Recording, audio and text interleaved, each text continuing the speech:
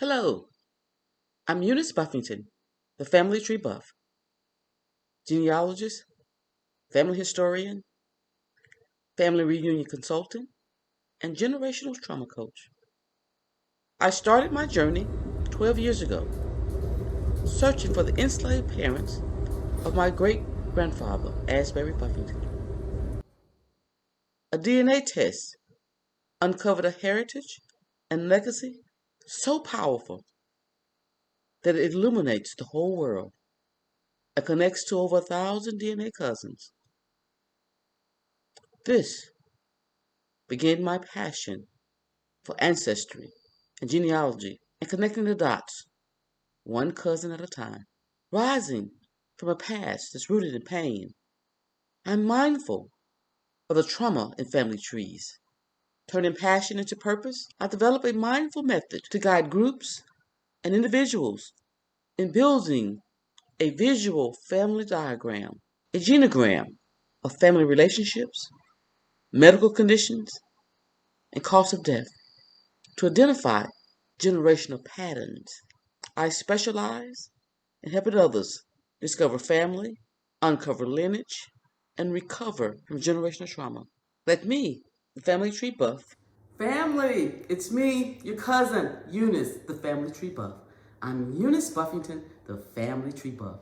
I tell you the story of my four-time great-grandmother, Hannah Primas. Hannah Primas was born in Charleston, South Carolina, to Johnnas Primas and his wife. Johnnas Primas was enslaved in Trinidad. He was the son of an enslaved African who was transported to Trinidad, to a plantation in Trinidad. She, in turn, was impregnated by the plantation owner's son, and they produced Johnnas Primas. At the age of 40, Johnnas paid his way to freedom and came to Charleston, South Carolina, where he and his wife began a family, and they had Hannah Primas. Johnnas Primas was an acquaintance of Ezekiel Buffington. Ezekiel was a well-known trader with the Cherokee Indians and a planner. To keep his daughter safe, Johnnas placed her in the home of Oburn Buffington to work. We could never know the circumstances of their relationship, but shortly after she was placed in his home, she became pregnant. And she bore his first son, Primas Buffington. She later bore 3 more children for Oburn Buffington and was transported to Hall County, Georgia, to their new homestead in Georgia. There she began a life of enslavement. So for this month, in honor of my 4-time great-grandmother, I present to you Hannah Primas. She rise, she rise, she rise. It illuminates the practice of the Scottish and Irish ancestors, traders who took our melinated, Indigenous, Native American, Creole, and Caribbean young women and young girls and enslaved them and impregnated them.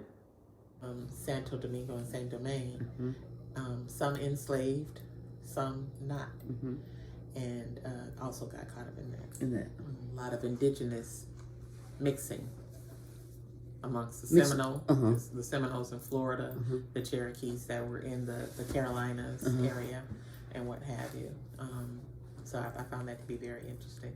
But then the indigenous people that were in Louisiana, you mentioned Natchez.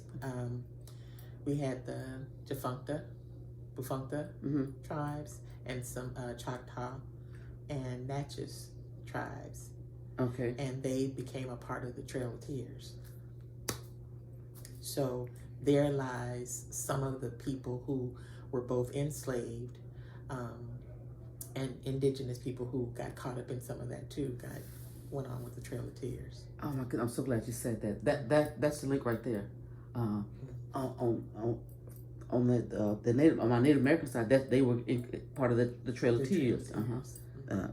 Ezekiel Buffington was essential in rounding up the Indians to force them off land, including some of his family members, for them to go to Oklahoma on the Trail of Tears. And so our families is entwined in that. Wow, great. Yeah. Exactly. And just that story that I just told you about, that was a Native American person that told me, that DNA matched to me, that told me that. Our stories are entwined. Yes. And I lost sister, and I lost sister, and I lost Native American sister. The trees that represent the women in the family, they stand tall. Some are large and tower to the skies. They stand tall. Some are small and still they rise. They stand tall. Some have aches and pains, yet still they continue to grow, and they stand tall. Some have nodules and open pain from the trauma of life, yet still they continue to grow, and they stand tall. Some have open wounds, yet they continue to grow. They stand tall.